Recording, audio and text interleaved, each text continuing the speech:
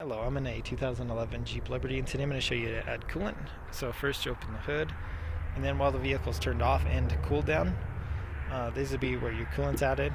This goes straight to the top of your radiator. This is the main area you would add to. And you want to do this while the system's cool because this liquid can get to a boil and you don't want a bunch of poisonous coolant to spray out at you. But check around on the side, there's a max line here that you would fill to, and then the minimum would be below.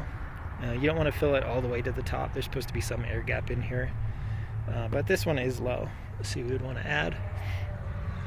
And ideally you want to add the same color coolant that's already in there, and also ideally the same brand of coolant that you've been adding. Best not to mix and match if you can help it.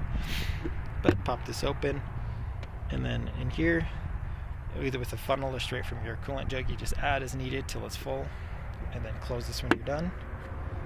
And then if the system did get really low, you might want to check in here as well under this cap, push down and twist, and then that just pops right out. And then here you could add a little as well, which is a more direct way to add. And then make sure it's pushed back on nice and tight when you're done, since this is a system under pressure. And then as best as you can, check around for any cracks in the reservoirs, breaks in the lines. Sometimes if these radiators get too hot, they can get cracked as well.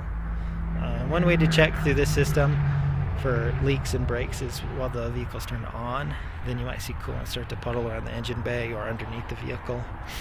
And one way to tell that apart from, say, water condensation forming is the coolant can have a slight coloration to it, and it have a slight sweetness smell to it.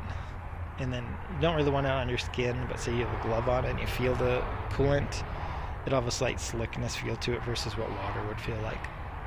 But I hope this was helpful. Hope you have a wonderful day.